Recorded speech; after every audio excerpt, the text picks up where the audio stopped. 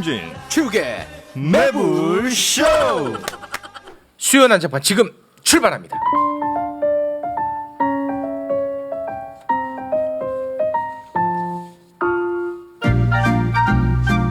수요 난장판. 자, 한 분 한 분 소개를 해드리겠습니다. 최진봉 교수님 어서 오십시오. 안녕하십니까. 네. 네, 반갑습니다. 자, 그리고 현근택 변호사 어서 오시고요. 네, 갈데없는 남자 현근택입니다. 뭘 갈 데가 없어요. 아, 왜 또 동정심 유발해? 자, 그리고 오윤의 유권자연대 대표님 어서 오시고요. 네, 이 남자 때문에 저도 반강제 다이어트 중에 오윤혜입니다. 네.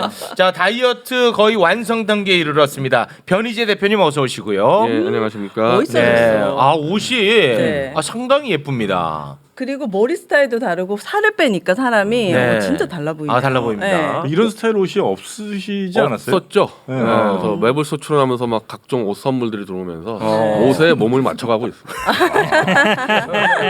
우리 계속 조공을 받고 있대요. 우리한테는 안 주고. 그러니까. 근데 자꾸 말로는 매불쇼 덕분이래. 근데 우리는 헝겊 하나 안 와요. 와, 너무 너무하네. 속상합니다, 진짜. 네. 알겠습니다. 아, 그런데 우리 네 분, 우리 수요 난장판이 대한민국 정치 컨텐츠 중에 1등인 건 동의하시죠? 동의합니다. 예. 진짜요? 예. 대한민국에서 1등이에요. 우와. 몰랐어요? 알고 계시죠? 그래서 제가 오늘 회초리를 좀 들어야 될 것 같아요. 우리 이제 수요 난장판이 두 팀으로 돌아갑니다. 알아요. 그렇죠. 예. 이재호 팀과 변희재 팀. 그렇죠. 근데 지난번에 변희재 팀이 졌어. 그 전에는 계속 우리가 네. 100만 넘었는데 지난번 거 우리가 100만이 안 됐어요. 아 100만이 안 됐어요. 그러니까 약간 위기감. 변 대표님 활약이 좀 부족한 거지. 아, 그래. 아, 좋은 지적이야. 활약이 부족해. 왜냐하면 이분은 A팀, B팀 다 들어가 있잖아요. 제가 분석을 하잖아요. 아, 그 예리한 지적이야. 지난주에 박지원 원장은 활약이 셌어요. 아.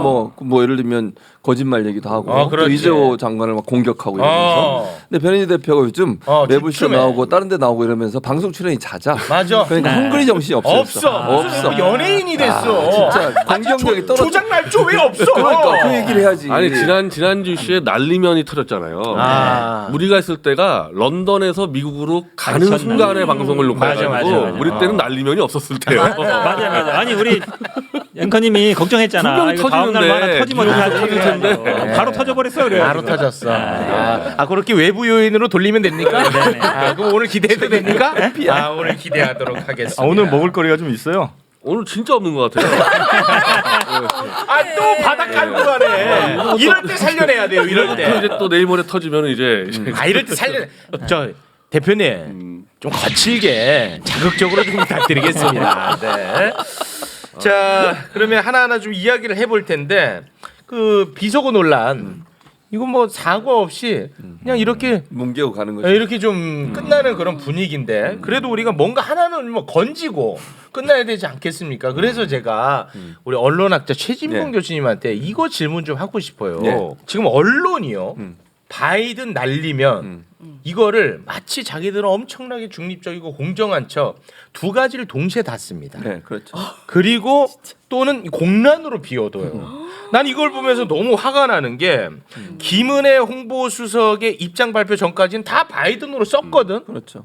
그렇잖아. 네, 맞아. 아니 그러면 자신의 감각기관도 신뢰하지 못하는 기자들이 무슨 취재를 한다는 겁니까? 그렇지.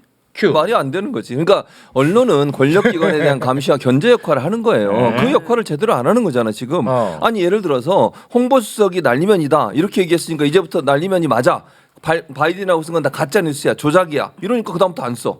언론이 뭐 그런 언론이 어디 있어요 세상에? 그러니까 무슨 권력의 그나마 감시야. 공정한 척하려고 바이든하고 날리면을 같이 쓰는 같이 거지. 써. 홍보수석실에서 뭐라고 하든 정부가 뭐라고 하든 본인들이 판단할 때 맞는 판단이 된다면 그렇게 기사를 그렇지. 써야 되는 거예요.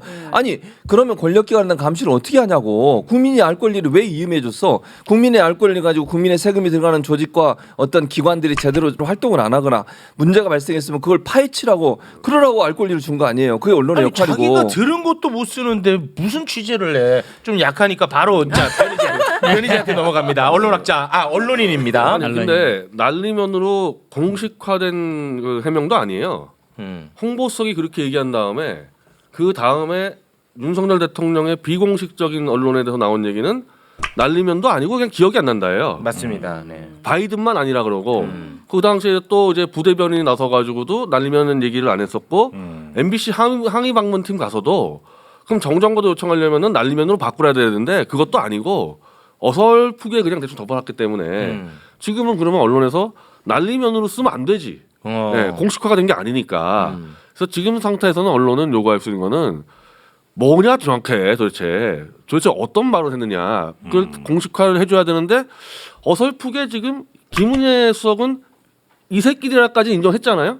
이것도 이제 또 기억이 안 난다로 바뀐 거 아닙니까 이게? 그럼 기억이 안 나는 거를 언론이 정정 반론 보도할 수 없는 거거든요. 네. 그럼 지금은 그냥 그대로 가야 될 수밖에 없는 거예요. 아니 근데 그런 이거는 효과라고 봐요. 제가 보기에 예. 결국은 이제 고소고발을 했잖아요. 국민의힘에서 네. 하고 그 다음에 어찌 보면 이제 민영화 얘기까지 꺼내거든요. 아. 그럼 이제 언론인들 입장에서는 일단 걸 때 기자를 걸거든요. 반드시 언론사도 걸지만 그럼 기자들 입장에서는 혹시 내가 이거 고소고발 당하나 아니면 나중에 뭐 손해배상 물어줘야 되나 나 때문에 우리 회사 또 어떻게 또 되는 거 아닌가 그런 게 사실은 그 생각을 안 할 수가 없어요. 아니 그런 게 근데 어떻게 보면 변호사님 먹히는 거죠. 이거는 뭐 가치, 이념, 철학의 문제가 아니잖아요. 그렇죠. 이건 사실의 영역 아닙니까? 그렇죠. 그럼 내 귀로 내가 들어서 보도했어. 그렇다고 다른 의견이 나왔다고 이걸 안 써?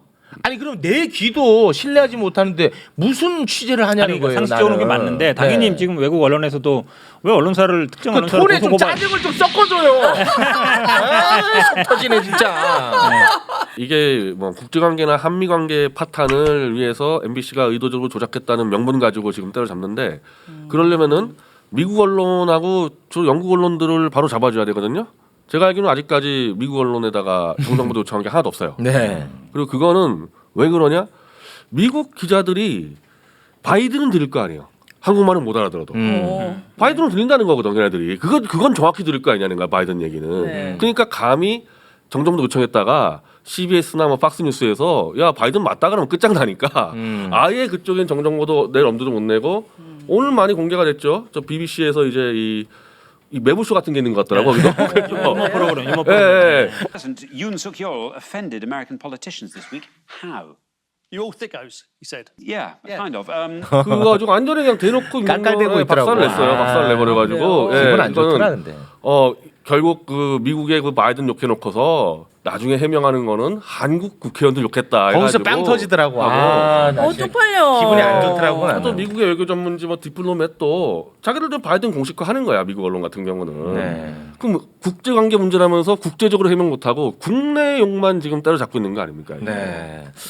그러면 아까 뭐 민영화 이야기 나오고 언론 길들이기 이런 얘기 나왔잖아요. 여기 지금 다 방송국에 나가시는 분들이잖아요. 네. 어때 그 패널의 구조 조정이 좀 있습니까? 눈동자가 흔들려. 당할까봐 말을 못 하시는 거예요? 야 예를 말을 들어. 못하네. 말을 못해. 아, 자기 밥벌이에 대해서는 말을 못하네. 내가 이것 때문에 밥벌이는 아닌데 어.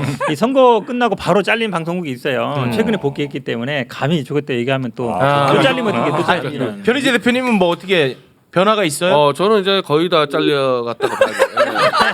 아니 이제 막 데뷔하지 않았어요? 네. YTN 나가더니 잘렸어. 아, 잘렸어? YTN에서 안 나와 이제. 근데 왜냐하면 저는 완전히 대놓고 퇴진 운동하는 사람이어서 네. 저도 좀 민폐를 끼친다는 느낌 좀 아, 들었거든. 그런 느낌이 있었어. 그래서 뭐 군말 없이 그냥 매불쇼에 뿌리를 박으려고. 그 매주 나온다 이게 매주 나오고 싶다. 네. 아무튼간에 이제 다 안 나가는군요. 이제 그러니까 이제 그 정권에서 힘을 쓸 수 있는 방송사 같은 경우 이제 관영 공영 이런 데는 그냥 제가 웬만하면 피하려 그래. 본인이? 서 네. 자꾸 민영화 협박에 들어가는데. 민영화. 근데 언론사를 위협하는 방법이 예를 들면 고소고발을 남발한다든지 아니면 압박을 한다든지 아니면 혜택을 줄인다든지 이런 방식이에요. 그런 방식을 통해 언론사들이 길들여지게 만드는 방식이거든. 저는 그 방식을 노골적으로 쓰고 있다고 생각해요 지금 윤석열 정부가. 그래서 국제기자연맹에서도 발표를 했잖아. 이건 언론 탄압이고 언론자유의 침해다. 이렇게 행동하는 거야. 예를 들면 정부라는 기관에서 그것도 대통령실은 최고의 권력기관이냐. 거기서 공문을 통해서 질의를 해. 답변하라고. 언론사에. 이게 있을 수 있는 일이 이런 거잖아. 감시를 받는 대상이 자기를 감시해서 비판하는 사람들한테 너희 왜 이렇게 보도했어? 라고 항의하는 거예요. 그러면 언론의 역할 자체를 완전히 무시하는 행동이에요 이거는. 네, 만약에 월요일에 얘기한 거 아니에요? 아 그렇지. 뭘 줄 좀 외워서 얘기하시는 거예요. 안 들으신 분이 있을 수도 있잖아요. 네. 아니 매불쇼에서 한 건데 왜 또 매불쇼에서 얘기해? 그럼 한 번도 정권에서 이렇게 특정 언론에 대해서 이런 적은 없었습니까? 공문을 보낸 적은 없어요. 뭔가 문제를 제기하거나 아니면 정정보도 청구를 한 적이 있어. 근데 네. 공식 공문을 통해서 예를 들면 언론사에 답변해라 이렇게 보낸 적은 없어요. 근데 공문도 되게 이상하더만요. 그러니까 형식도 이상하고 내용도 이상하고. 아니 공문이 원래 이제 청와대 공문 같은 경우 이렇게 청와대 봉황 딱 찍혀가지고 이런 공문이 있는데 그냥 A4에다가 아무거 없이 그냥 툭툭툭 쓴 그냥 학생들끼리 편지 쓴 이상한 공문서가 나타나가지고 네. 저게 제가 볼 땐 둘 중에 하나 같은데 청와대에서 결국 절로 옮겨가면서 지금 원래 그 청와대 전자보고서 시스템 이지원이 작동이 잘 안 돼가지고 지금 그래가지고 무슨 뭐 써보고서 한다는 거 아닙니까? 뽐이 다 망가졌던가 아니면은 저거 그냥 아무 그 공식 개통 없이 그냥 누가 하나 그냥 뭐 예를 들면 김건희가 그냥 보내버린 거야. 둘 중에 하나. 그래서 공문도 제 생각에는 국정조사를 해야 돼요. 저 무슨 공문이냐 청와대가. 변희재 대표 군대 갔다 오셨어요? 저 카투사 갔다 왔어요. 아니 부대 열중시 어떻게 생각하세요? 뭐지 그 경호처나 여기서 알려줄 그걸 텐데. 알려주지. 예를 들면은 이명박 대통령도 군대 안 갔다 왔잖아요. 네. 박근혜도 안 갔다 왔잖아요. 박근혜는 다 네. 하잖아. 다 다 했어. 했어요. 그 이명박 대통령은 마 12시야. 아니 근데 기본적으로 군대는 제식이 되게 중요하잖아요. 근데 아니 차례짜서로 어디- 들어야 돼. 그럼 계속 차례짜서로. 어디 설지도 몰라고 약간 이렇게 우왕좌왕하는 게 이게 그래도 딱 하면 가운데 딱 가서 네. 우리 경례할 때도 원래 이렇게 딱 여기다 붙이잖아요. 안경이나 눈썹에 붙이는 건데 요렇게 뭐 군대 갔다 왔어요? 저 장교로 갔다 왔어요. 두 분 다 장교 출신. 여기가 더 높아요, 걔가. 네, 그렇죠. 네. 그게 굉장히 또 눈에 거슬렸군요. 거슬렸어요. 해병대 장교 출신이라서. 해병대 장교. 해병대면 정훈 장교. 네, 정훈 장교. 정훈 장교인데 이 사람한테 빨갱이래. 그거는 말이 진짜 되냐고, 억울해. 진짜. 그것도 해병대인데. 아니, 그게 내가- 진짜 억울해. 내가 지금 80년대 들어 89년대 입대했어요 제가. 그럼 얼마나 오래됐어. 그러니까. 근데 그래가지고 제가 했던 일이 주로 신자경사상 비판, 공산주의 비판 이런 거 강의했었다고 그렇지. 7년 동안을. 근데 이런 사람을 어디다 대고 빨갱이라고 하니. 그렇게 비판을 하려고. 그거 그래. 강의하다 물들었나 보다. 뭔 소리야? 나중에 보니까 제대하고 나가 보니까 나도 모르게 오른 것 같아 이러고. 합리적입니다. 네, 고맙습니다. 자, 그러면은 이 이야기를 좀 잠깐 좀 하고 싶은데 우리 그 변희재 대표님이 항상 조작과 날조라는 표현을 입에 달고 살지 않았습니까? 네. 그럴 때마다 사실 저의 반응은 그런 거 좀 하지 마라. 그랬었지. 그리고 대체로 다 편집했어요 저는. 그리고 믿지도 않았고. 그런데 이번에 그 비속어 논란을 보면서 야 그럴 수도 있나? 이걸 가짜 뉴스라고 하네? 하면서 제가 굉장히 많은 고뇌에 빠지게 됐어요. 왜냐하면 자 돌이켜 보면 채널 A 사건도 검언 유착에서 권언 유착으로 프레임 전환. 그렇죠. 그리고 한동훈 휴대전화 압수수색도 독직 폭행으로 고발 사주 의혹을 제보 사주 의혹으로 이번에 비속어 논란을 정언 유착 의혹으로 와 이 뭔가 이 의심을 안 하기가 어려운 상황이 저는 일어났습니다. 큐. 그러니까 이 검사 집단이 네. 늘 이렇게 밀실에서 이렇게 조작을 많이 해본 사람들이 이제 권력을 잡았을 때도 위기 닥치면 또 똑같은 수법을 쓰는데 실제로 검사들 조작은 밀실에서 하니까 재판에서만 좀 드러나고 하면 또 재판에서 공방 벌어지고 이렇게 덮여가는데 이제 아마 국민들이 좀 판단할 겁니다. 이거 너무 쉬운 건이야. 바이든이라고 분명히 들은 국민들이 그렇지. 어쨌든 여론조사에서 거의 70% 가까이 되는데도 이건 날리면이야. 너희들 바이든으로 들렸으면 너희는 반역자야. 이렇게 가잖아요. 그리고 실제로 형사처벌 하겠다는 거 아니야. MBC 그렇지. 같은 경우는. 그러면 이런 사람들이 이렇게 백주 대낮에도 이런 짓을 하는데 검사실 밀실에서는 어떤 짓을 했겠냐. 뻔한 거죠. 그래서 제가 여러 차례 강조하지만은 제 구속영장에 22가지 중에서 21가지가 허위사실 적혀 있었다니까요. 내가 안 한 거를 내가 안 한 거를 했다고 막 적어놔요. 그건 예. 아니겠지. 21가지를. 아니, 21가지를. 법조인 그럴 수는 없죠. 이건 아니지 않을까요? 이거는 자꾸 과장이지 않나. 아니 근데 검찰이 이제 특정인을 딱 기소하거나 아니면 재판할 때 보면 아주 그렇게 몰아가는 건 있어요. 지금도 보세요. 100몇 군데 언론사에서 했잖아요. 한 사람만 하잖아요. MBC만 공격하잖아요. 그렇죠. 특정적으로. 네. 그러니까 수사도 비슷해요. 수사도 여러 건 예를 들어서 왜 똑같이 안 하냐 얘기하지만 손을 봐야 되는 사람이 있으면 MBC는 어쨌든 약간 본인들이 생각하기에는 지난번에 7시간 녹취 뭐 한 것도 있죠. 약간 쌓인 게 있단 말이죠. 공격할 때는 그런 식으로 하는 거예요. 그리고 저는 사실은 이 지금 변희재 대표 얘기가 굉장히 중요하다 보는데 검찰이 그동안 수사를 어떻게 왔는지 어떻게 사건을 만들어왔는지 아니면 이걸 어떻게 프레임 전환을 해왔는지가 이번에 딱 드러난다고 봐요. 그러니까 국민들의 생각보다는 이거를 법정으로 보는 거예요. 법정에서는 사실은 거의 90% 이상의 확신이 없으면 부인하거든요. 보통은 아니다라고 얘기하면 본인들이 무죄를 받을 가능성이 있어요. 근데 그렇게 인식하는 거예요. 근데 국민들이 보기에는 뻔한데 이거를 뭐 재판하는 게 아니잖아요. 근데 마치 법정에서 유무죄 다투듯이 보고 사과를 하면 본인이 유죄를 인정하는 것처럼 생각하는 거예요. 저는 지금도 그 재판을 하고 있잖아요. 이 윤석열 이 조작 세력과 제가 한 가지 사례를 들어주면요. 이 IT 기기를 일단 받아 압수해가지고 검증했잖아요. 그러면 밀봉을 해가지고 절대 꺼내거나 키면 안 돼요. 그렇죠? 네. 그 증거에 손대니까. 네네네. 근데 켜졌어. 중간에. 켜졌으면 자체가 불법이거든. 그래서 우리가 문제 제기하니까 저쪽 검찰이 뭐라 그러냐면은 자동으로 켜졌다는 거야. 그래서 자동으로 켜질 확률이 있냐? 적지만 있대. 그냥 우기는 거야. 자동으로 켜졌다고. 이런 게 윤석열의 검찰이에요. 그러니까 지금 바이든 말리병 같은 경우는 얼마든지 하고도 남을 자들이죠. 22개 중에 21개는 조작하고 하나는 인정. 왜? 아니 하나는 제가 실수한 게 이제 태블릿 PC 시간을 한국 시간으로 봤는데 그리니치 시간대라는 게에서 우리가 실수한 게 하나 있어요. 근데 아시겠지만 실수는 처벌받는 게 아니잖아요. 허위성에 대한 인식이 그걸 없다고 그리니치 보지. 시간대라고 어떻게 인식할 수 있냐고. 한국 시간대로 봤죠. 그거 하나 빼고는 다 거짓말이에요. 다 거짓말. 알겠습니다. 너무 이렇게 발 담그지 마요. 현 변호사가 담근 거야? 거짓말이라는 거는 법정에서 인정을 받으셨어요? 검찰의 구속영장과 네. 1심 판사의 그 선고문이 똑같아요. 그러니까 제가 재판 갔을 때 위험하다는 게 이게 대한민국 법원이 검찰이 그냥 세게 밀면은 여러 가지 판단으로 아 이거는 정권의 이 압력이구나. 그러면 그냥 갖다 쓰더라고. 사법부가 사법부도 사법부도 마찬가지라는 겁니다 이게. 법원에서 사실은 우리나라 유죄 확률이 99%가 넘어요. 99% 정도 돼요. 그러니까 유죄가요? 사실은 법정에서는 거의 유죄 추정이에요. 기소되면. 제가 하나가 이런 거 있는데 나중에 무죄 받는 게 1, 2%예요. 변호사들은 뭐예요, 그러면? 참고하실 필요가 있어요. 아니 그 변호사 문제가 아니고 사실은 이제 어느 정도 기소되면 분위기상 그러니까 무죄하는 거에 대해서 판사들이 부담을 많이 느껴요. 그래요? 네. 왜요? 아니 1, 2%밖에 안 되니까. 민사 사건은 원고 피고 있으면 5대 5잖아요. 누가 이기든지 조정이 되든지 5대 5잖아요. 근데 형사 사건은 99% 검찰이 이기기 때문에 그럼 형사사건 내가 기소되면 변호사 찾아가봐야 별 소용이 없는 거예요? 정관 찾아가면 되겠지. 그래서 대부분 이제 인정하고 뭐 집행유예를 받거나 아니면 처벌을 경하는 쪽으로 많이 가요. 유죄 확률이 99%예요? 거의 그 이런 정도예요. 수법을 1, 씁니다. 2% 정도밖에 안 이- 돼요. 와. 제 같은 이제 구속영장대에서 허위사실 적어놨잖아요. 그러면은 이걸 통과시키기 위해서 논리로 하는 게 아니라요. 검사가 3명이 들어와 버려요.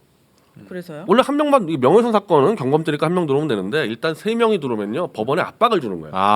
이거는 검찰과 정권의 압박이니까 너 똑바로 해라. 기세로. 그럼 이제 판사가 하든지 만약에 그걸 또 판사 기각하잖아요. 윤석열 애들은요 2번, 3번 치는 거야 계속.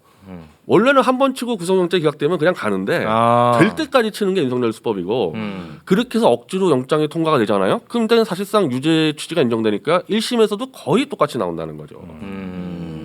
개인적 주장이니까요. 너무 발 담그지 마시고.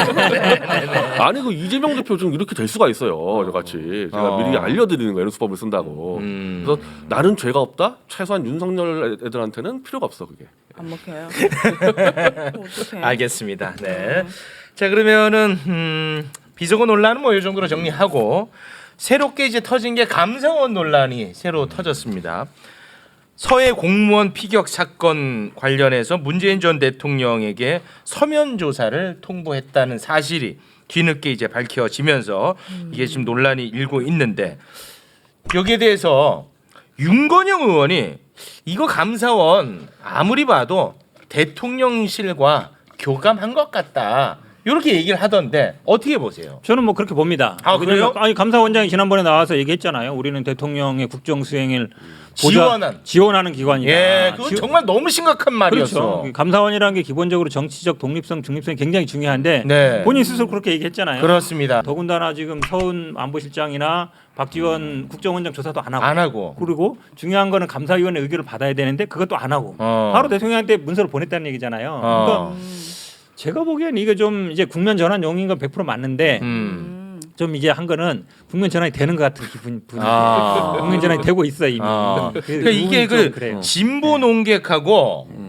변희재 대표님과 유일하게 갈리는 부분이 이 포인트예요. 진보 농객은 항상 결국은 윤석열 정부의 칼끝 문재인 전 대통령이 갈 것이다. 항상 이런 주장을 했는데 변희재 대표님은 문재인 전 대통령 무서워서 입에도 못 올린다. 아, 윤석열. 맨날 이제 그런 주장을 했는데 네. 이번에도 그 주장은 유지되는 겁니까? 예. 그럼 이거 뭐예요? 예, 이게 진짜 문재인 대통령을 잡으려면요 밑에서부터 쫙 잡아 올라갔어야 돼요. 왜 최종 책임자는 문재인 대통령이니까 밑에 실무진부터 잡고 서훈 국정원장, 박지원장까지 다 잡은 다음에 국민 여론에 야 이건 정말 천인공노한 일이다. 거기까지 갔을 때 문재인 대통령이 가야 되는데 네. 다 뛰어넘었어. 지금 점프. 아무것도 한 거 없이 갑자기 문재인 대통령한테 그것도 전화로 비서실 전화로 우리 서면 조사 좀 할게요. 그러니까 당연히 안 돼. 끝. 그리고 이제 메일 보냈어.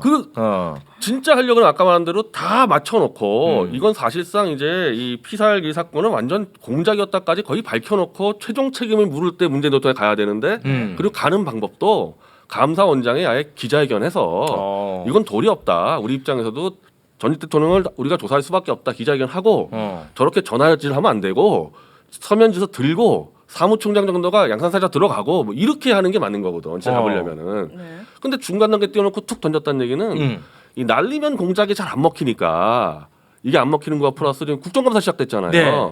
국정감사는 항상 늘 여당에 불리하니까 정부에 네. 그거 전환시키려고 그냥 확 던진 거예요. 아 그래요? 예, 저는 솔직히 사전에 좀 문재인 대통령 쪽에 좀 양해 구했을 수도 있다고 봐요.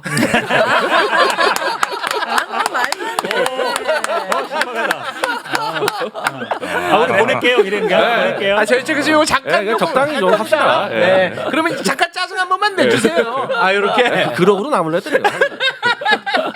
아니 그 사람들을 잡아놓으려고 했지만 특별한 이렇게 증거가 없어서 못한 거 아니에요? 그냥 바로 문재인한테 간 거 아니에요? 그러니까 증거가 없는데 증거가 없으면 끝내야지 문재인은 또 왜 가냐고요. 증거가 없는데. 이 사건은 처음부터 보수가 이거 가지고 이제 그 당시에 이 사건 벌었을 때 보수가 들고 일어나려다가 그때 한기호 국방위원장이 인정을 한 사건인 거예요. 그렇기 때문에 그때 덮였거든. 얼마 맞다 그랬죠. 꺼낸 것 그때. 자체가 그냥 그 보수 그 무마용이에요. 보수 무마용.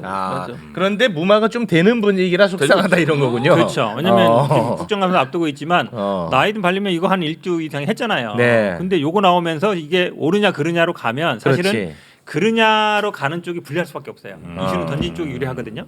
최근 이제 언론이 이걸로 다 가고 있잖아요. 이걸로 이제 가고 있어요. 그러니까 국면 전환은 어느 쪽 보면 성공했네요. 되는 거죠.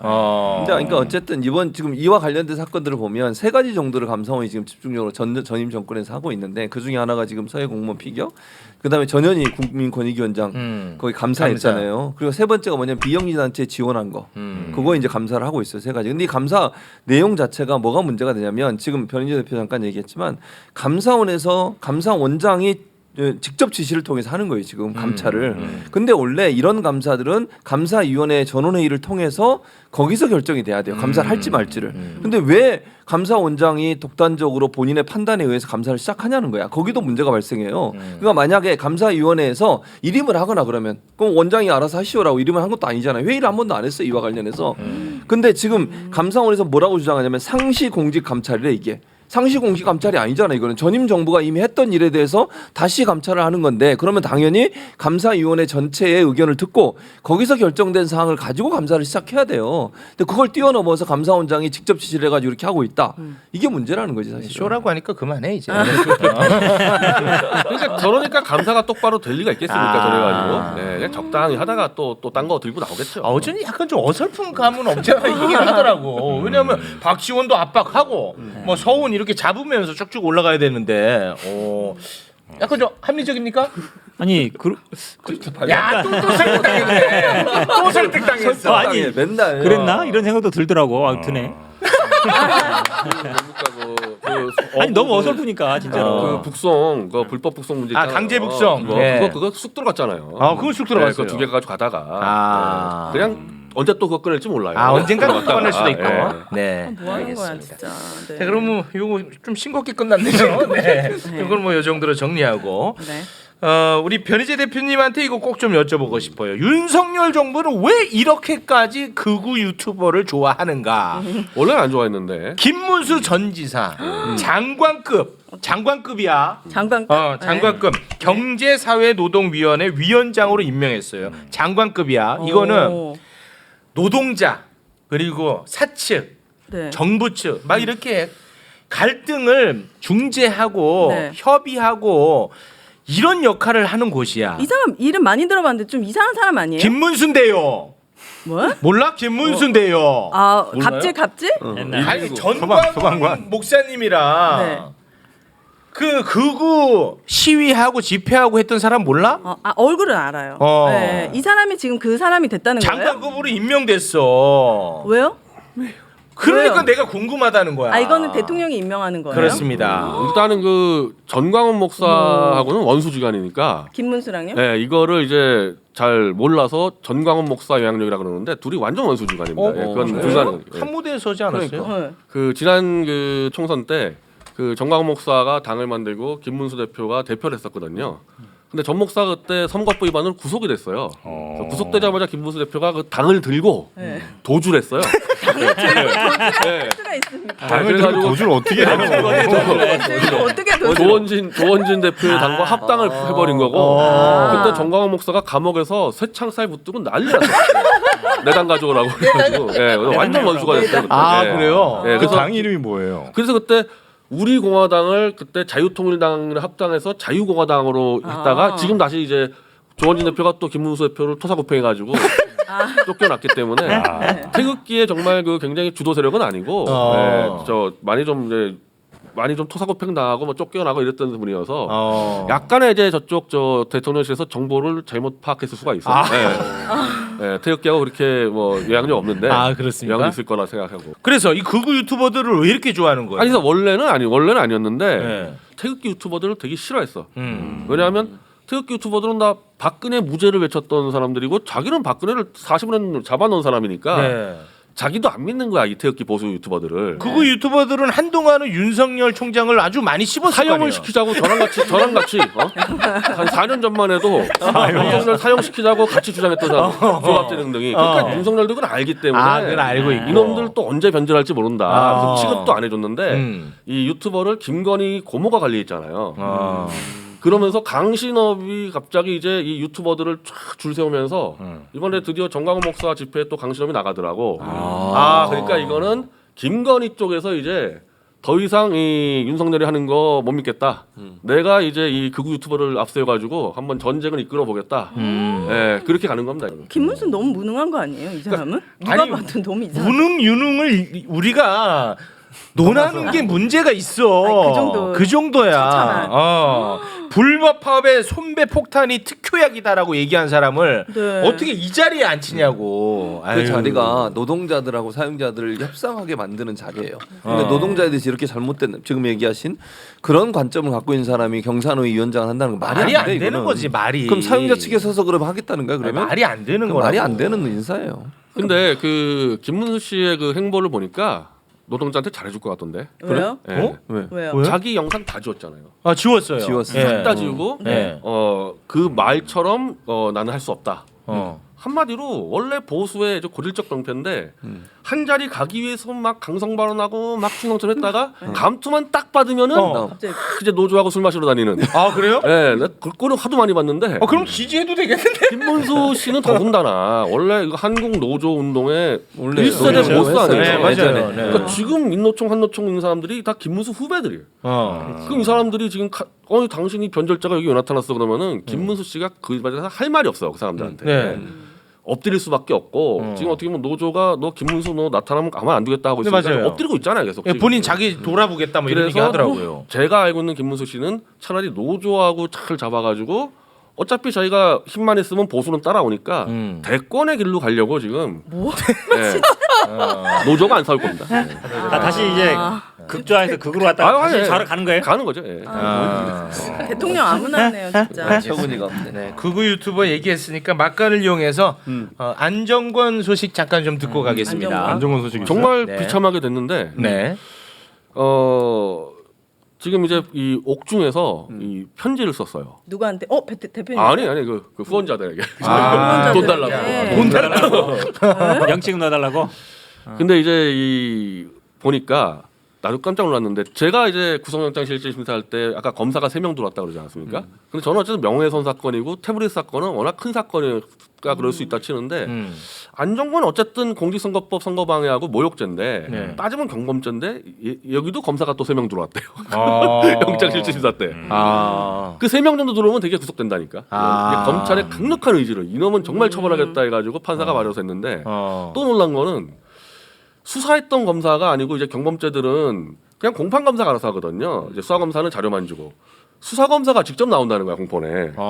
이건 이제 또 이놈은 1심에 끝장을 내겠다는 얘기예요. 의지가 강력하다. 그래서 한 지금 이 모욕죄하고 선거법 합쳐서 3년이 나온다 그러는데 이 친구가 지금 걸려 있는 게 몇십 가지가 있어요. 네. 그걸 지금 사실은 지체가 돼 있었는데 이게 하나하나 다 이제 선고가 내려지기 시작하면은 한 2-30년 떨어질 수가 있어. 다 합쳐버리면은. 그래서 종신형이 돼버리는 거야. 사실상 가면. 그러니까 그렇게 이제 그 검찰이 의지가 강력한 이유는 윤석열 대통령에게 욕설했던 링크를 보내줬기 때문이라고 보십니까? 저는 그렇다고 봐요. 네. 그래서 그 욕설이 어제 또 유튜버에 돌았는데 원래는 그 다 숨겼다가 다시 또 유튜브에 들어와서 제가 많이 또 알려줬는데 이제 아는 거지. 왜 저렇게 안정권을 저렇게까지 세게 잡냐? 그 지금 아마 다 떠 있을 거예요. 그 완전히 그냥 윤석열뿐 아니라 장모, 김건희 어머니 완전히 그냥 쌍욕으로 그냥 끝장을 내버렸어요. 그 취임한 이후에 한 욕설이에요? 그 이제 그 또순이라고 자기 누나가 쫓겨났잖아요. 네네. 그 대통령실에서. 직후에. 아, 그래요? 그 직후에. 야, 대단하다. 그 쌍욕하면서 이제 윤석열이 너 내 한마디면 죽어 막 이렇게 해가지고 이걸로 이제 사실상 가는 거죠. 근데 이제 이 윤석열이 검찰이 이제 죽이는 명확한데 또 이게 또 무서워서 또 윤석열 이름은 거론 못하고 좌우 기득권 세력이 나를 죽이고 있다 하고 편지에 이재명이 지금 검찰을 움직여서 나를 죽이고 있다. 말이 되는 소리야. 황당해. 그러면서 지금 후원금 구걸을 하고 후원금 구걸하는 게 왜 그러냐면요. 이 수많은 피해자들하고 지금 다 기소가 돼 있고 민사 관련해서 합의를 해야 돼. 합의를. 그러니까 합의금. 지금 제일 먼저 들어온 게 저예요. 저하고 합의하자. 합의금을 줘야 되니까 그걸로 후원금을 지금 뜯어내고 있는 거죠. 이게. 합의할 거예요.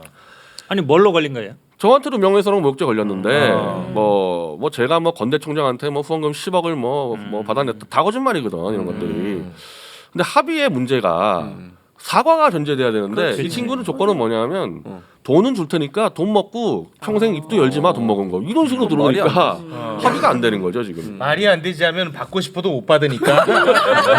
아니 돈이 없는 상태에서 합의할 때는 1번으로 해야 돼요. 뭐요? 왜냐면 합의할 사람들이 여럿이잖아요. 근데 다들 빨리 눈치 보고 하고, 있거든. 빨리. 눈치 보고 그러면 이제 이분 입장에는 밀리니까 순선이 밀리니까 돈은 많지 않고. 아니 그저 대표님 합의금 올리려고 계속 안 좋은 거 씹는 거 아니에요?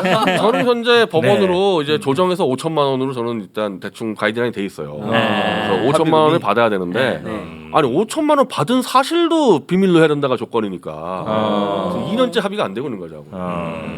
아니 어려우면 저한테 오세요. 근데 제가 해결해 드릴게요. 이게 또 피해자 모임이 있어서 그러니까. 저 혼자 단독 결정할 수 있는 게 아니라 그러네, 또 그러네. 피해자 모임에서 이제 또 합의를 해야 돼서 이게 쉽지 않네. 참 어려워요. 네. 거기에 혹시 문재인 대통령 측에서도 와 계십니까? 문재인 대통령도 따지면 그러네. 피해자잖아. 그분도 우리가 또 피해자 모임에 가입을 시켜야 되겠네.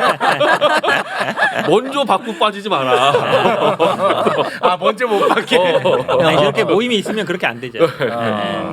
그래서 참 이 윤석열 대통령한테 그렇게 충성해가지고 이재명 대표를 그렇게 선거방해하고 그거 또 걸렸더만. 지금 구속된 거는 대선 때 선거방해인데 개항 선거 때도 있어요. 또 개항 해가지고 선거 또 예, 방법이 없어요. 그래서 이재명 옷 입고 다니고 네네. 이러면서 막 이제 맞아, 지지해달라 맞아. 그랬는데 막 그랬었지. 쌍욕하면서 쌍욕하고. 해가지고 네. 해도 심하죠. 근데 네. 제가 참 웃긴 거는 그렇게 안정권이 이 보수의 새로운 희망이라고 외쳤던 원로들이 있어요. 보수에 대표적으로 정규재 같은 사람들. 저렇게 쌍욕하는 게 욕을 참 너무 멋있게 하고 이래가지고 찬양하면서 부추긴 사람도 있단 말이야. 보수는. 아 그래요? 내가 몇 번 얘기했어. 이거 안정권 종시령 맞는다. 어떻게 책임질 거냐 그랬으면은 이분들이 구명운동하러 나가야 될 거 아닙니까? 근데 윤석열 정권이 이제 죽인다는 거 아니까 입도 안 열어. 아 그래요? 안정권 구명하자는 아예 그 문장이 나오질 않아. 보수 이 유튜버나 이쪽에서. 아니 근데 정규재 씨 하면은 보수의 품격을 강조했고 그리고 윤석열 대통령을 가장 강하게 비판하고 있는 분 아닙니까? 지금은 안 까고 있는데. 아 지금도 안 지금 안 까요? 까고 있는데 이제 왜냐하면 아. 그 전희경이 지금 정무비서관 들어갔잖아요. 네. 범전경련 라인들 아니에요. 오케이, 정경련 오케이, 이권으로 오케이. 뭔가 엮여서 다시는 안 까고 있으면서 안 까는 건 좋은데 그래요? 자기가 맨날 안정권 불러서 보수의 희망이라 그랬는데 딱 구속된 다음부터 이름도 거론 안 해요. 아니 뭐 이렇게 깠다 안 깠다 이러는 게 야 나는 좀 얼마나 민망할까 싶어요. 그게 원래 정경련 보수가 원래 그랬어요. 아니 우리가 모든 이슈를 이 변희지 씨의 얘기 듣고 아 그랬구나. 이거는 괜찮은 거야? 안돼. 아니 딴 데서 못 듣는 얘기를 하니까 아 현근택이라도 중심을 잡아야 돼. 보자고 지금 왜 이렇게 설득이 잘 돼? 민주당 관객이 어떻게 당원이- 관객이 그냥 구경하고 있으면 아, 근데 되지. 진짜 추임새만 넣어주면 돼. 근데 구구는 이분보다 더 잘하기 힘들 것 같아요. 아 구구는. 그거 쪽은 네. 조금 약간 그런 네. 측면이 아니 그게 있어. 뭐 우리 우파기가 뭐 언론에 나오는 것도 아니고 알 수가 없잖아 다른 분들은. 그러니까. 아니 홍준표도 그래요. 이분이 차기 유력한 또 대권 주자 아니겠습니까? 근데 윤석열 대통령에 대해서 막 비판해. 그런데 유승민이 자기보다 비판을 더 세게 해버리니까 네. 아 이거 내 경쟁력 없다 싶으니까 유승민을 막 또 비판해. 그러면서 윤석열 대통령 비판하면 안 된대. 아 이렇게 왔다 갔다 하는 정치인들 정말 미치겠습니다. 아 홍준표는 제가 얘기할게요. 먼저. 홍준표는 이제 TK를 자기 땅으로 삼아야 되니까 내려간 거잖아요. 네. 지난번에 기억하겠지만 대선 때 당원에서 졌거든요. 당원에서 한 20% 이상 졌어요. 여론에서 이기고. 그러니까 당원을 잡으려면 TK를 잡아야 돼. 근데 거기 사실은 윤석열 그 기반은 아니잖아요. TK. 그러니까 지금 어차피 대통령이니까 지지하는 거지. 네. 근데 거기에 유승민은 약간 거기에서 약간 배신자로 찍혀 있고. 그럼 어쨌든 대구를 자기가 딱 잡으려면 아 유승민을 때려야 되는구나. 그렇죠, 때려야죠. 아. 그 정서가 있죠. 그러니까 안철수 같은 경우에는 또 확장성은 갖고 싶어.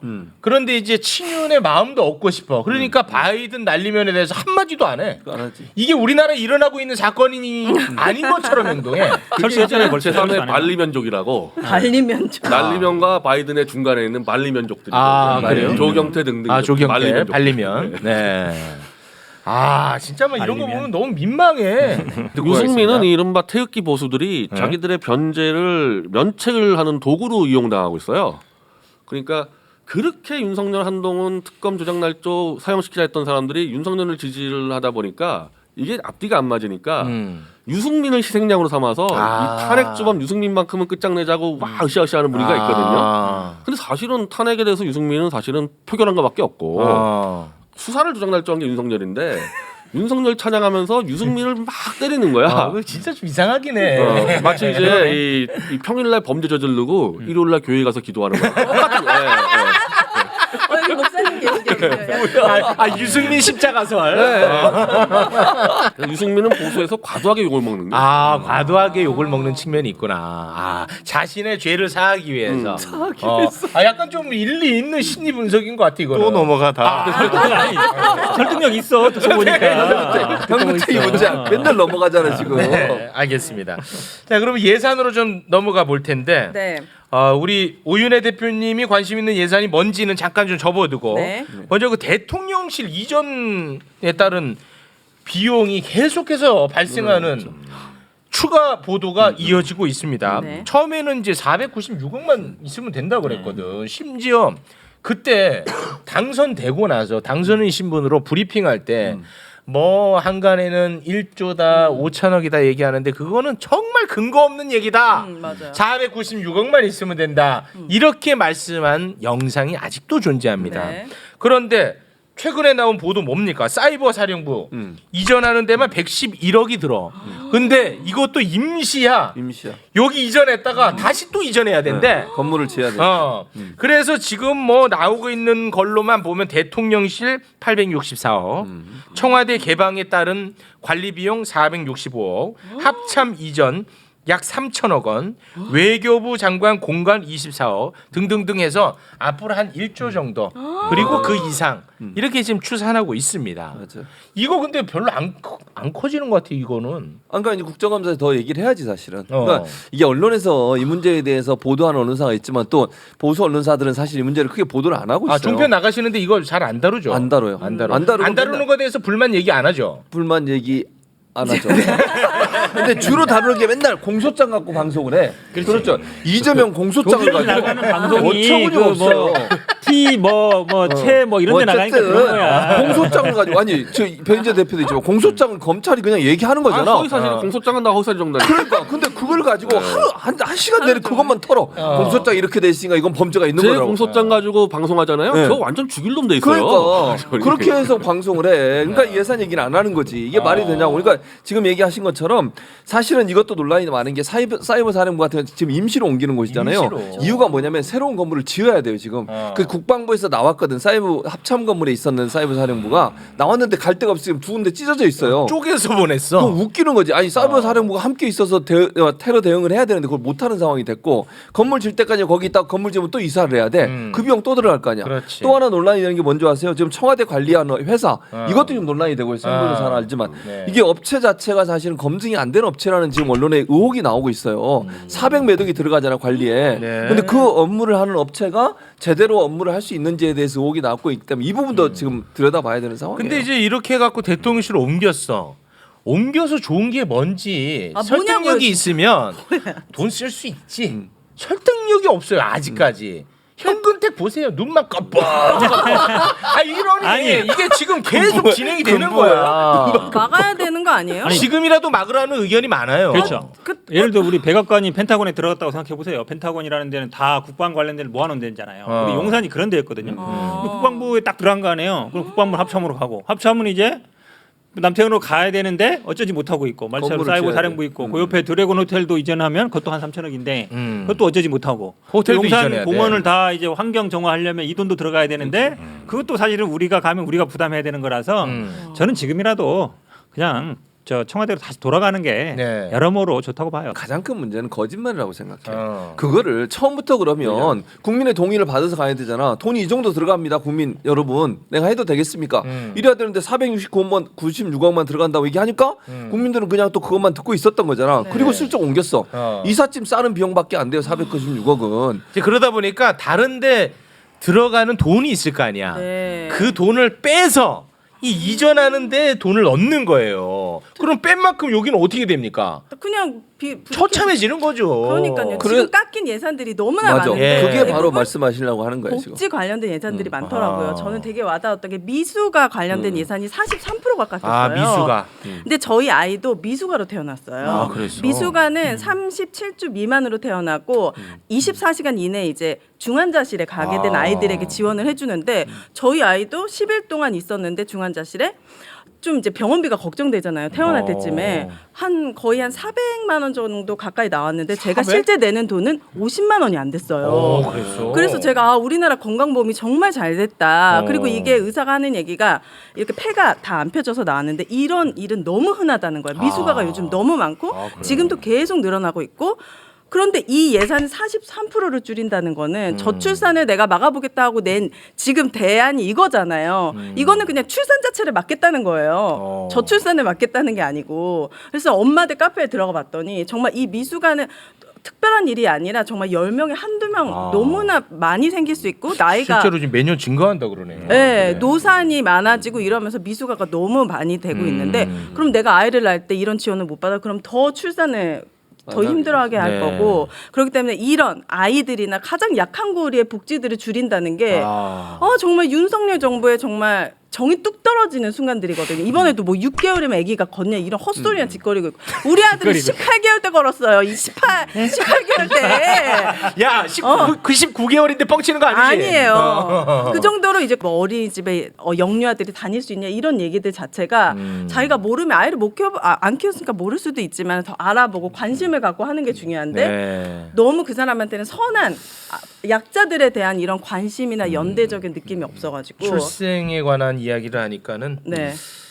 우리 변희재 대표님은 눈만 껌뻑 나랑은 관련 없다. 줄일 게 따로 있지. 아니, 이런 저도 것도 아기가 줄이니까. 몇 개월에 걷는지 몰랐거든요. 이번에 처음 알았어요. 그러니까 최소한 아 그럼 솔직한 거지. 솔직히 내가 몰랐다 그러면 되지. 윤석열 대통령, 그러니까 변희재 대표는 모를 수 있어. 근데 윤석열 대통령은 최소한 거기 보육시설에 가는 거잖아. 가기 전에 그러면 알았어요. 알고 가야지. 가기 전에. 당연히. 그러니까요. 그 얘기를 어떻게 하냐고. 방송사를 다 찍고 있는데 그런 얘기를 하는 게 말이 돼? 그리고 이렇게 어린아이들이 여기 보육시설 와 있는지 몰랐대. 그러면 지금까지 맞벌이 부부들이 얼마나 힘들게 아이들을 키우는 걸 전혀 모르고 있는 거야. 그럼 정책이 안 나오지. 그렇지, 정책이 안 나오지. 아니 저출산 정책이 해야 되는데 그 상황도 제대로 파악을 못 하고 어떻게 하냐고. 본인이 얘기 안 켜봤으니까 모른다 이러니까 답변이 안 돼요. 그럼요. 대통령이니까 네. 알고 와야지. 그리고 거기 와서 하는 말은 저출산 대책을 내놔야 되고 보육 정책 어떻게 해야 된다. 이건 청사진을 내보내야 되는 그런 상황에서 한 말이 6개월이면 걷는다고 그러고 이게 말이 되냐고 지금. 아 진짜 서울에서 간다면 전 진짜 뿅망치 들고 갑니다. 그랬더니 제가 스토리에 올렸더니 어떤 엄마들이 저는 토르망치 들고 가겠다고. 저 뿔이 잔뜩 나 있어요. 이게 진짜 너무 도드러져 있다. 국공립이잖아요. 국공립 어린이집 유치원 같은 데는 사실은 엄청 줄 서 있거든요. 저도 뭐 한 몇 년 되게 봤는데 맞아요. 인기가 많죠. 거의 못 가요. 아. 잘 돼 있으니까. 근데 네. 그런 데 가서 아, 이렇게 어린애들 오는지 몰랐다 그래 버리면 진짜 속 터져버리죠. 진짜 대통령이 뭐가 눈에 안 보여줘. 우리 아이에 대한 그런 얘기를 하는데. 근데 실제로 만나보면 네. 허리가 먼저 굽어집니다. 네. 왜요? 약간 그런 거 있죠. 대통령. 딱 그런 거 있잖아, 솔직히. 그렇지 당연히 있지. 그럼 한번 매블쇼에서 모셔주세요. 아니 제가 좀 이준석 얘기 좀 대표가 해보게. 저 대통령실이나 저쪽 속분 얘기 들어보면 문재인 대통령한테는 아유 이렇게 90도로 인사했는데 그 영상 많아. 윤석열 대통령 때는 이렇게 인사하니까 이제 거기서 많이 이제 누가요? 이렇게 이분이? 받겠다는 아니 얘기. 이준석 전 대표. 근데 이제 김건희한테는 또 90도 인사를 하더라고요. 그런 영상. 이 그런 거 각도 다 재고 있습니다 이분이. 레이더가 이준석 대표는 잘 돌아가요. 레이더가 어디다 숙여야 되고 어디다 서야 되는지. 이게 청와대 이전 예산 문제는 민주당이 온몸으로 삭발을 하던가 온몸으로. 맞겠습니다. 지금 뭐 이게 뭐 네. 단식 투쟁을 하던지 해가지고 막 1조가 나가면 되겠습니까? 그렇지, 그럼 그렇지. 복지 예산 다 줄여가면서 그렇지. 절대 못하게 막아주세요. 단식 괜찮다 단식. 단식 괜찮아. 살도 빼고. 그래서 단식할 때. 네. 나는 공공임 단식할 자격이 안 돼. 저 사람 단식하면 야 쟤는 왜 밥을 안 먹어? 네, 다 그럴 겁니다. 네. 공공임대 예산도 네. 삭감했어요. 그러니까 네. 그런 정말 약자들을 위해서 꼭 필요한 노인 것들만 일자리. 네. 노인 일자리. 네. 임산부들 과일 제공하는 것도 삭감했어요. 네. 다 그런- 삭감했어요. 우리 어머니가 시골에서 이 노인 이거 하거든요. 일자리. 시골 노인들이 그냥 복지 일해서 가지고 정책이야, 이거는. 한 25만 원, 27만 원 정도 맞아요. 받아요. 한 달에. 청소하고 뭐 네. 풀 베고 이런 거 하는 건데 네. 시골 노인들이 이거 많이 하거든요. 많이 우리 하죠. 어머니도 하는데 음. 이거 없으면 이제 그 잘리는 거죠. 아 근데 이게 생각을 잘못하는 거예요. 너무 웃기는 거. 이게 대안이라고 뭘 내놓은지 아세요? 뭐요? 실제로 일하는 곳에 보내겠다는 거야 노인분들을. 그러면요 60, 70 넘어가면 못해요 일. 아 이게 말이 돼? 자기도 일을 안 하면서 왜 자꾸 보내는 거예요? 아, 그러니까. 자기부터는 일하자. 자기가 안 하니까 아니 그런 이게 거지. 안 하니까 보내는 복지 거지. 정책이라고 이게 노인 일자리는 80 넘어가신 분들도 그냥 소일거리 하시면서 그렇죠. 이거 생활하실 수 있도록 최소한의 기본적인 돈을 드리는 거예요. 그게 정책인데 이 정책을 실제 일하게 하겠다고 80 노인들을 어디 가서 일을 시키냐고. 그러니까. 이게 말이 돼요 진짜? 그리고 뭐 항공 우주인가 거기에 관련된 예산도 완전 깎았더라고요. 우리나라가 진짜 선진국으로 갈 수 있는 그리고 주식 시장에도 좀 연결이 잘 돼 있는 그런 것들. 사람들이 좀 모르다 싶으면은 다 돈 빼가지고 지금 자기 변기 고치고 침대 만들고 이렇게 하겠다는 거예요? 변기를 고쳐요? 아니 무슨 화장실 하나에도 몇 억씩 쓴대요. 아 이전할 청와대 때. 화장실 7억. 그거를 야 변기로 이렇게 둔갑시키면 변기가 안 돼. 몇 천만 야, 얼마나 너도, 비싸면 몇 억이 듭니까? 너도 참 너도 자기 똥은 뭐 달라요? 아니야 너무 싫어요. 아니 그거는 됐어. 지금 대변하지 마세요. 저는. 너무 싫어요. 왜 청와대 뭐 변기는 다르냐고요. 누나 죄송합니다. 네. 국민의 세금입니다. 세금 도둑을 뽑아놨어 진짜. 대통령이 아니라. 아 그렇게까지 갑니까? 너무 심각하잖아요. 네, 알겠습니다. 지금 뭐 지지율이 너무 낮은데 우리 이제 변희재 대표님은 앞으로 더 떨어질 거라고 예상하지는 않겠죠? 24%까지 떨어져 네, 있는데 24가 나는 이게- 마지노선인 것 같아. 이게 이제 2, 3, 40대가 거의 이제 한 90%가 이제 비토세요. 예, 20대는 진짜 단자리입니다. 사실 단자리. 원래 9%. 40대가 제일 많았는데 네. 20대와 40대가 거의 같아져 버렸고 어. 중간에 30대까지 똑같아서 2, 3, 40대가 10명 중에 9명이 비토를 하면은 이 사람 물러나야 되는 거예요. 이 정도면은. 그리고 지지하는 사람들한테 왜 지지 안 하고 물어봤더니 1위가 모른다. 항상 모른다가 1위고. 아 그리고 응답하지 열심히 않겠다. 한다. 1위가 모른다 하고 응답하지 않겠다. 이게 1위예요. 이게 압도적인 일입니다. 늘. 어. 그래서 결국 70대 이상, 이제 60대도 거의 과반이 돌아섰고 네. 거의 70대 이상의 힘으로 버티는데 이런 정도면 이제 요구를 해도 될 정도 국민들이 뭘 요구해요? 물어나라고. 왜냐하면 어차피 20, 30대들이 10년, 20년 뒤로 가게 돼 있는데 지금 70대 이상한테만 지지받는 그런 대통령이 10년 뒤를 설계하면 안 돼. 이게 대표적으로 지금 청와대 이전인데 이게 나중에 10년 뒤에 나라를 끝장낼 수 있는 상황인데 그래서 중단시킬 수 있는 명분 20, 30대 정도는 당신은 더 이상 미래를 설계하지 마라. 뭐 하고 싶으면은 월 단위만 해라 월 단위만. 그 이상의 1년 이상 계획 세우지 마라. 이런 정도로 퇴진 운동을 할 수 있는 명분이 있는 정도 지지율인 거죠. 그러니까 퇴진 운동은 진정성이 있는 운동이에요? 아니면 그냥 하나의 퍼포먼스예요?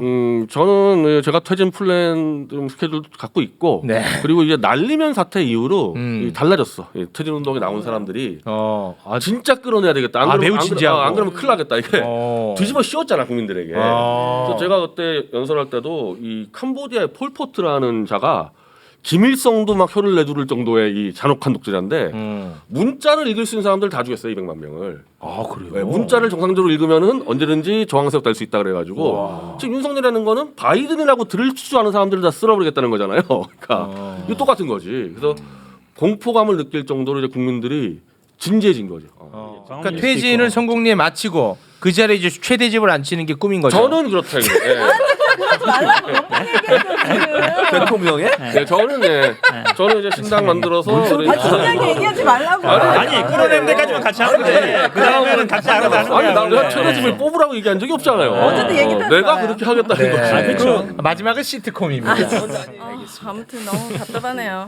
오윤혜 씨는 이제 정치에 관심을 안 두겠다고 했는데 네. 이제 내일처럼 느껴져서 그런지 굉장히 과몰입하고 있네요. 그러니까 뭔가 약간 이런 느낌이에요. 이 남편이 나를 되게 사랑한다고 계속 얘기하는데 옆에 딴 여자를 끼면서 나한테 계속 사랑한다고 얘기해. 약간 능멸당하고 있는. 그런 느낌이야? 막 이렇게 대선 전에는 막 청년들한테 군인들한테 엄마들한테 다 해줄 것처럼 막 너무 강하게 얘기했잖아요. 확신이. 근데 대놓고 뒤에서 딴짓하면서 내가 다 해주겠습니다. 뭐 저출산 내가 맡겠습니다 하면서 이런 거 다 깎고 이게 너무 사람이 약간 이제 무섭고 너무 싫고 이거 빨리 진짜 내려왔으면 좋겠다. 이제 이런 5개월도 너무 힘들거든요 지금. 그래서 이거는 빨리 퇴진 집회 성공하셔가지고 네. 하루 빨리 누가 되든 상관없어. 나오세요? 아니, 같이 나와야지 왜 남들만 나가라 저한테 그래. 믿으세요? 아 저도 이제 맨 마지막에 나갑니다. 네. 다 모일 때 저도 저기가 도시락 싸들고 갑니다. 힘들면 청계 광장에서 촛불도 하고 있어야지. 나가기 싫어. 최대집에서 깜짝 놀라시네. 그러니까 깜짝 놀랐어요. 최대집은 아니죠. 네. 알겠습니다. 아니 저는 최대집 대표를 지지하라고 아무 얘기 한 적이 없어요. 네, 그런 얘기 한 적은 없습니다. 얘기해봐야 먹히지도 않고. 알겠습니다. 자 그러면 오늘은 여기에서 네. 마무리를 짓도록 하겠습니다. 오늘 어떻게 만족하십니까? 잘 될 것 같아요? 100만 넘을 것 같아요. 아 그래요? 진짜요? 100만 원 좀 우습게 하네 이제. 그래. 정말 쉽지가 않아요. 기본이니까 기본 가락이 있고 기본이 있어요? 우리 조금 보태는 거니까. 보탰어요 확실히? 조금 보탰어요. 보탰어요. 네 알겠습니다. 함께해 주신 네 분 대단히 고맙습니다. 고맙습니다. 네, 고맙습니다. 네 오늘은 여기에서 마무리 짓고요. 2부는 팟빵을 통해서 즐길 수가 있습니다. 구독과 좋아요 눌러 주십시오. 네, 저희는 내일 오후 2시 진짜 생방으로 다시 여러분 찾아뵙겠습니다. 함께해 주신 여러분 고맙습니다. 정말 고맙습니다.